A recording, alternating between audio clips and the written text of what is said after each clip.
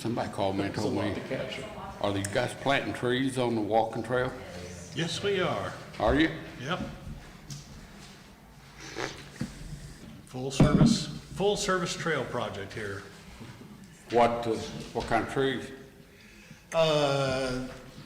The landscape architects put together their list of approved native trees. I know down in Orleans, we're putting some dogwoods in, so they'll be pretty I need them at my house.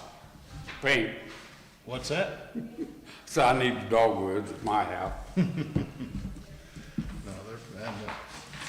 and otherwise, you know, they're putting in trees that are meant to be able to survive and Yeah. provide some shade and some Make sure they give you the white ones. If they plant the pink ones, somebody's gonna give you a hard time with those. That's not a real species, it's a native species. I probably should have checked on that. To get a pink dogwood, you actually have to graft a couple of species. The naturally occurring one is white. And I prefer the white one. I think most folk, I assume. That's why a lot of nurseries pay a lot more for the pink ones. A little more work involved. All right, 9:59, so at 10 o'clock I'll call it to order. Is that when the camera goes on, or are we on camera now? Okay. It's good to know that.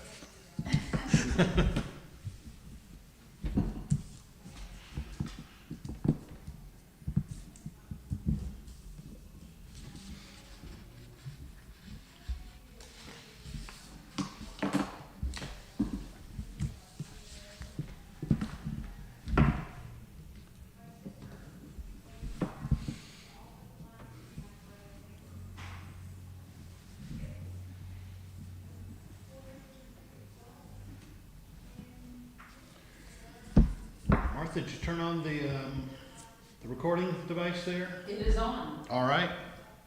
Camera's on, crowd's ready, lights, camera, action. Good morning, everyone. I'd like to call to order this meeting, the October 9th meeting of the Lawrence County Redevelopment Commission. It is 10 o'clock, so that is our time called. We do have an agenda presented before us. I would note that item number 6,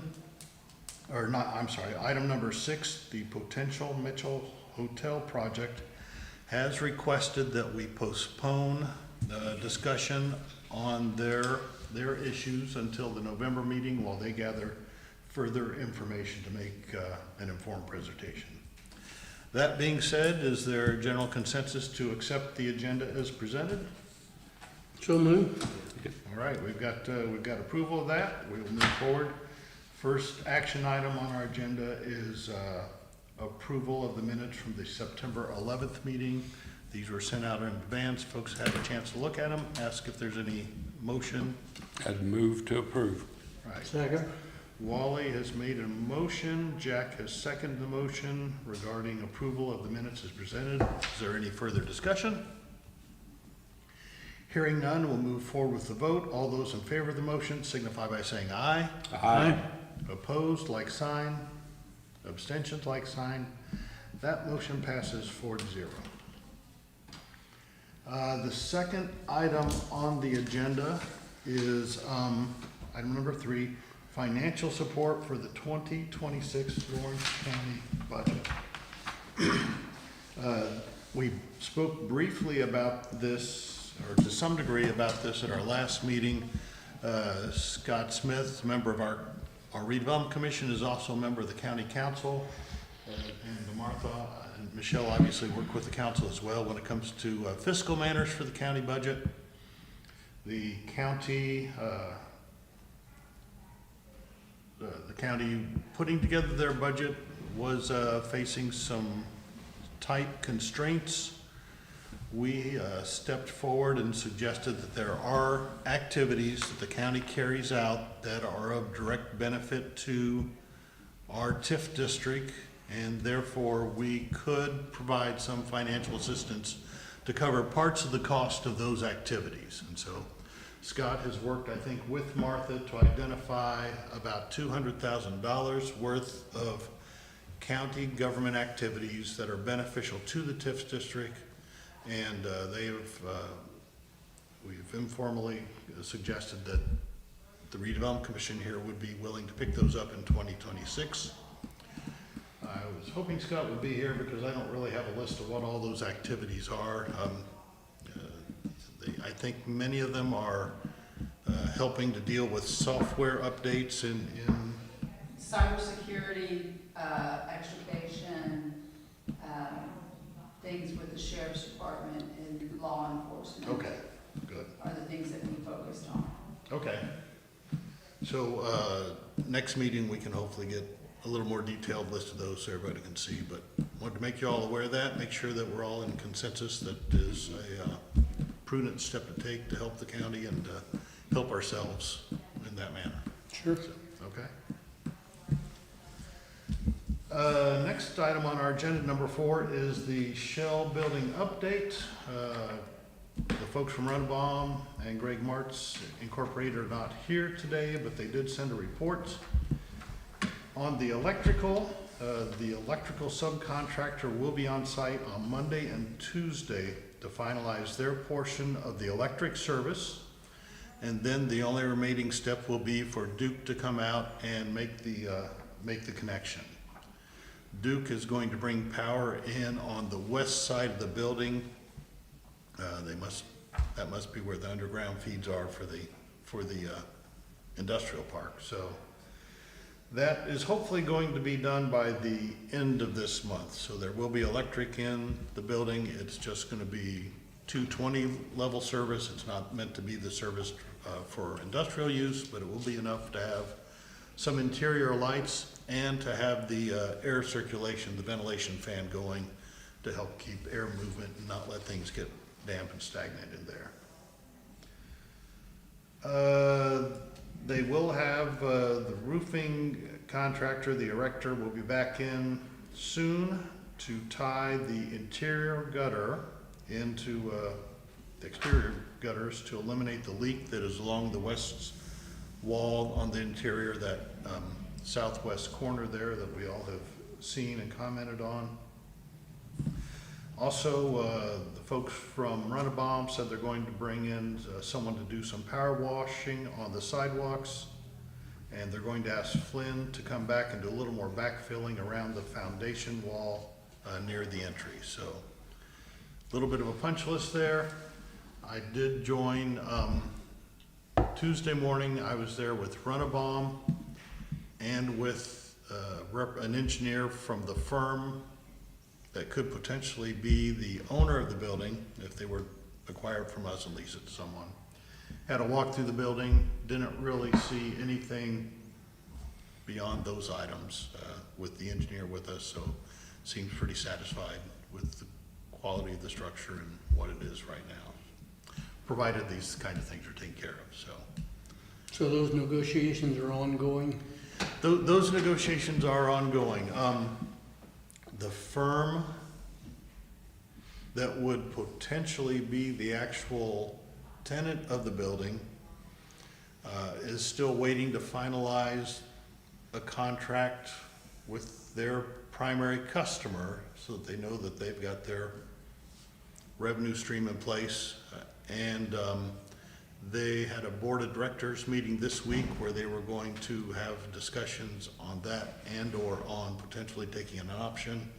I haven't heard back from them on what they decided or did at that board meeting, so. It's all still out there, More Jack. coming. Yeah, we're in the hurry up and wait kind Sure. of world. So we've still got the trim, the paint trim is still on hold right now until we find I out. actually made the executive decision to just cancel that and save us a little bit of money, Okay, so. all right, I don't see. Yeah, that was like 20-something thousand. Yeah, it was 22. 20,000, and there's a $100,000 credit that'll come back to us because they didn't have to get into a lot of rock work when they were doing site prep, so, Very good. yeah. That's our Shell building update. Any questions from anyone? A lot of questions, but none Yeah. will be answered today. Yeah, there you go, all right.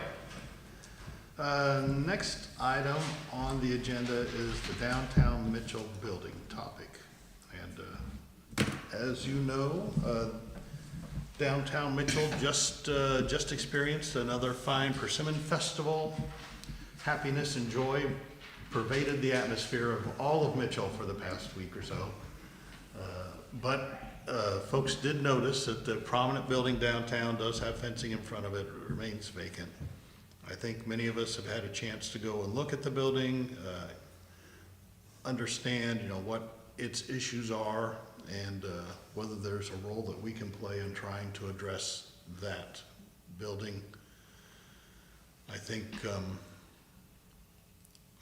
I think some prudence, if we want to assist the community in addressing that building, there are some prudent steps we might take, such as maybe doing some studies on hazardous materials inside the building to help us, help the city, help any potential other owners understand what the issues are in the building in terms of hazardous materials.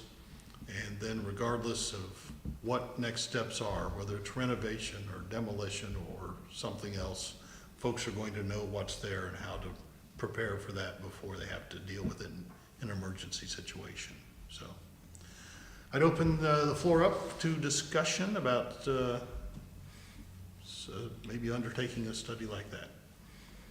I think that's a prudent step, but also is there an engineering study that we need to commission to determine what's possible within? There's You been, had RCs, right? yeah, there was an engineering study carried out more than a year ago. It was early last year, I think, wasn't it? Maybe, It was commissioned in February, but we didn't get it till July okay, of of last year. last year, yeah. So within about the past year, there's been a study done that did document a number of structural issues with the building, Jack. And I can forward that around to folks if y'all want to see that. Yes, please. Yeah, You've seen it? I went through the RC structural report that they had provided for the city. Yeah, it's got a lot of issues for sure, but and I'm not real confident that in RC. I mean, that's just, I've worked with them before in the past and not been extremely happy with some of their reports in the past, but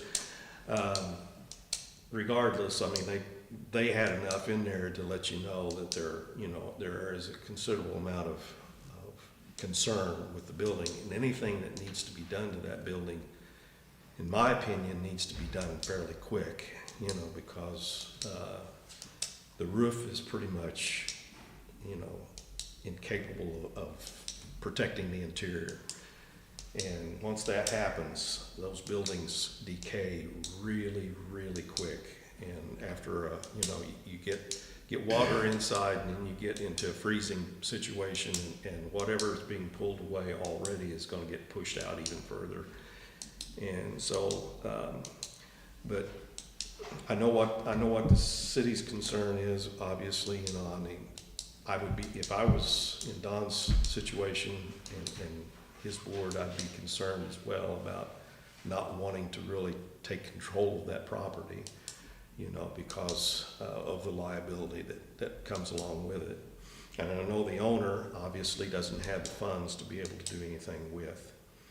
But I think there are a few options out there.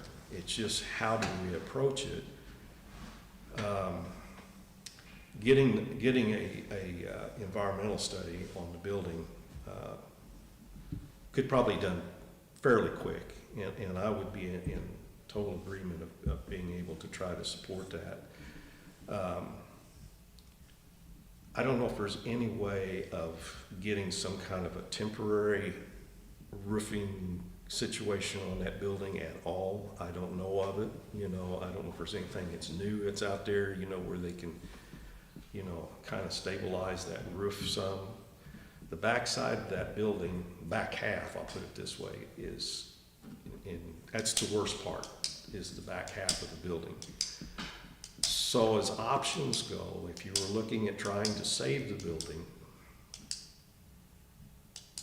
I and I'm just speaking off the top of my head from experience that I've had before with other buildings, would be to try to save the front half and remove the back half, and then turn that back half of the building where it's at, either into like a parking space or into a parking space and a little green space along with it, depending on who might come in there. I mean, I think there's probably, if you just even had the front half of that building, it would give you some options for somebody to come in and maybe make an apartment, you know, facility out of that building. I think it's probably still salvageable enough to be able to do something like that. It'd still be costly, it'd still be pretty expensive to do. The other option, we talked about that when we was at the building, was, you know, to remove all the building with the exception of the facade, and try to save the facade, you know, part of the building, so that your downtown, you know, the visual downtown doesn't get disturbed. And then, you know, you could have something else behind that, either a green space, or does leave you the option of actually building something else in behind that, you know, that would be another structure that could be utilized in some way, but maintain. Those are probably the two better options, you know, and either one of them is not gonna be cheap. And, because whether you remove half the building or you remove all the building as it is without removing the facade,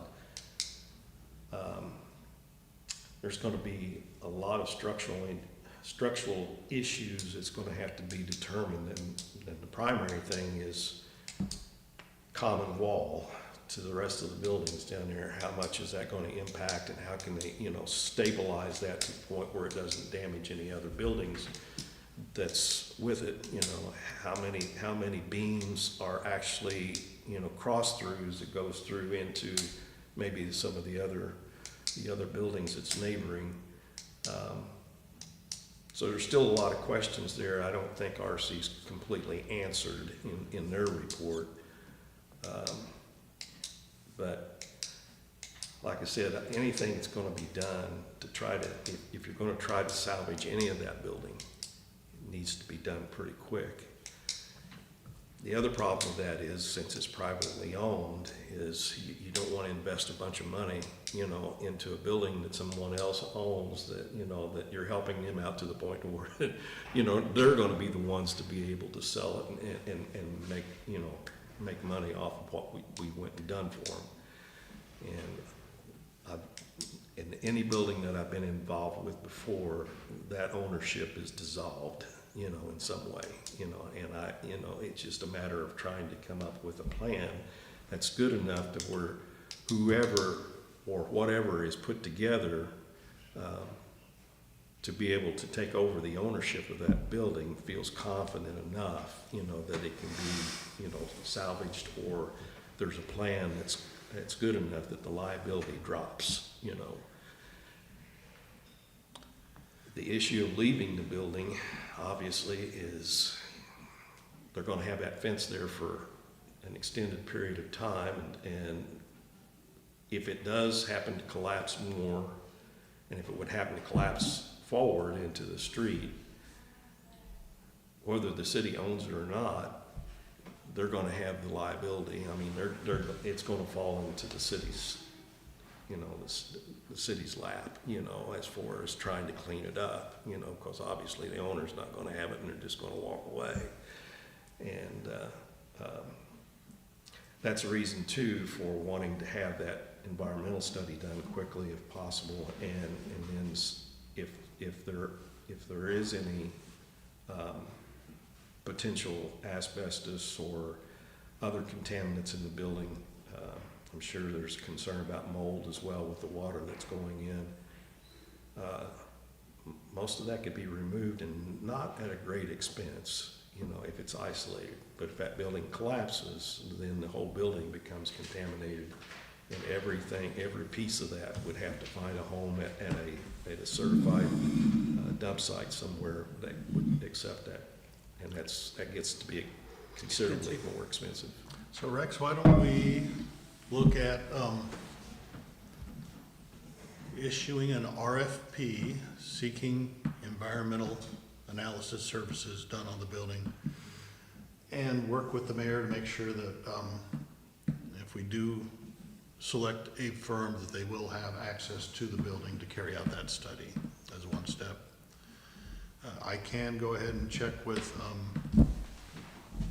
or any of us could, I guess, check with, like, Indiana Landmarks or Runabaum or some other contractors, see if there are cheap temporary roofing fixes like you're talking about.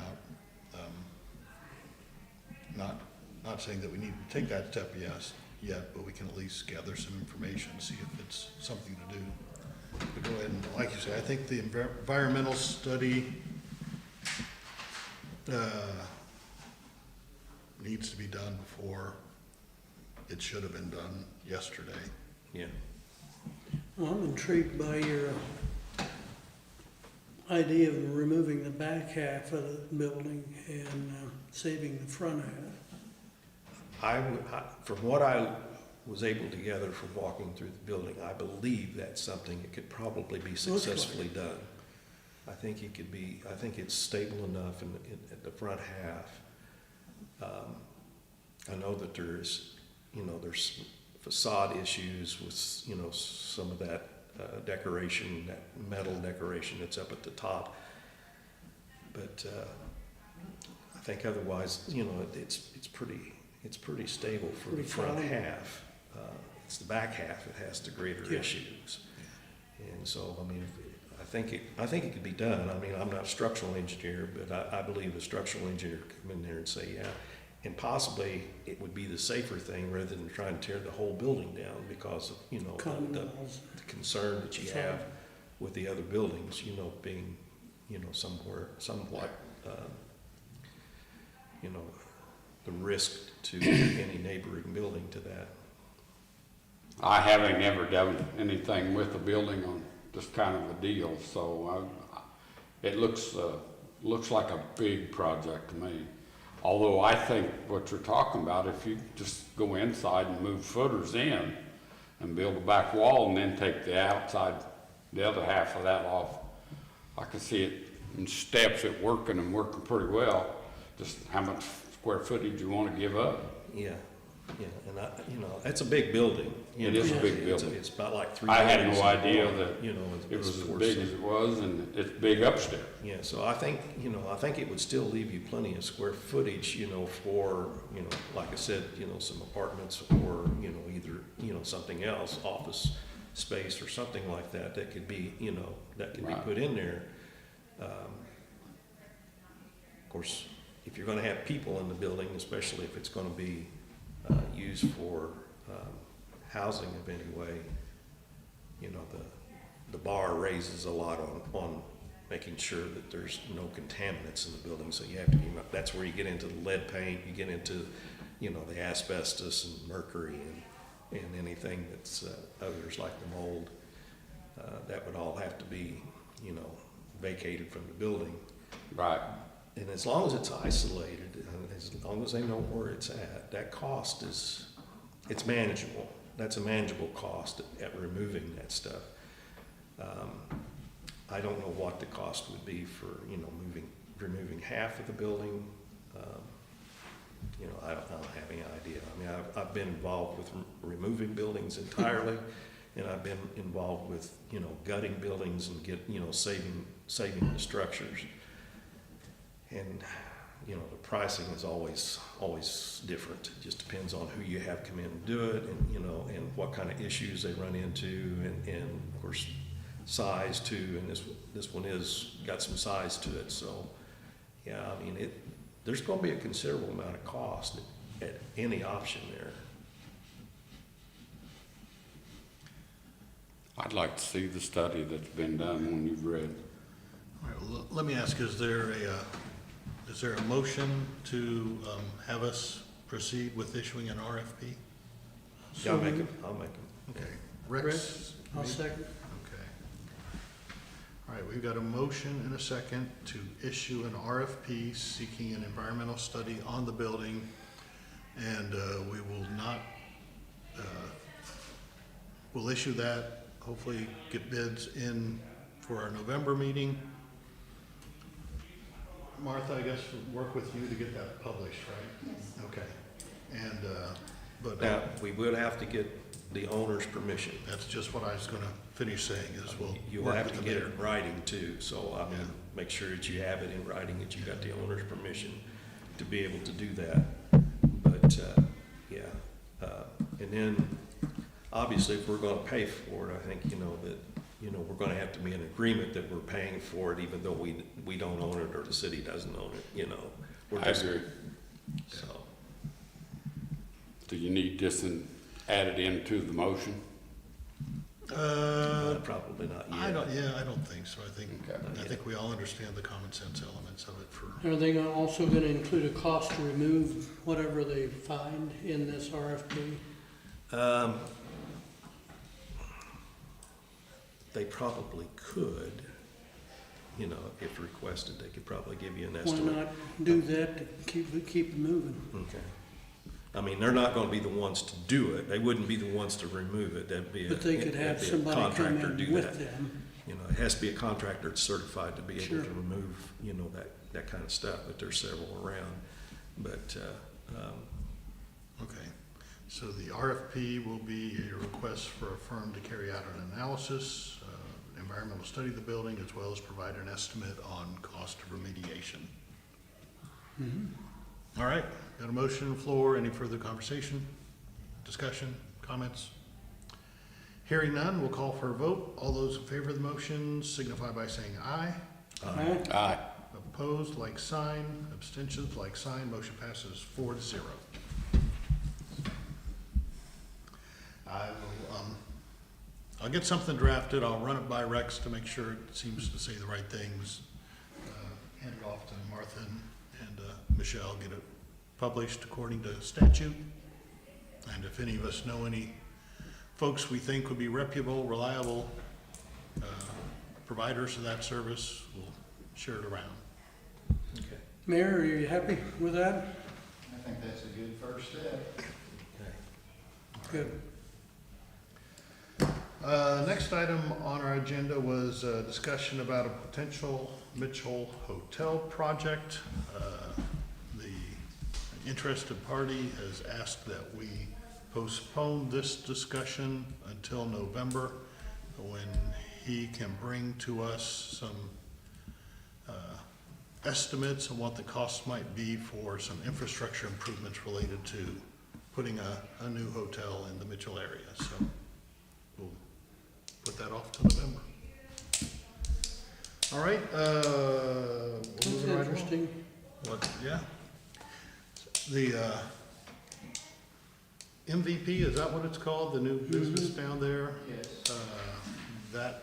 new- JJ and Jamie Eubanks. Is that right? Correct. Yep, that they have a new business that is expected to bring a number of business travelers to the Mitchell area. And so there may be a potential to get, They supposedly have 100 travel consultants around the country, and they'll bring them into this facility to train them. that's They need what- a place to stay. Yeah, we're supposed to have approximately 26 different training sessions with 30 to 50 people in each one during the year, so that's quite a few. And they'll be, each time they'll be there for 3 or 4 days at a time, so they will need places to stay. Pretty good revenue stream for a hotel. All right, item number 7 on our agenda is other business. Does anybody have anything else to bring forth this time? Dan, anything? Nope, just appreciate the work that you folks are doing. All right. Well, then, our next meeting will be the second Thursday in November at this same location at 10 a.m. Hopefully, we'll have some news on various items and be able to move forward. If something were to happen, if an option were to be signed or something, we may want to call a emergency meeting or a special meeting in between meetings to surprise everybody. Absolutely. So, we'll stay in touch. All that being said, we will call this meeting adjourned. Thank you for being here. Thank you. Thank you.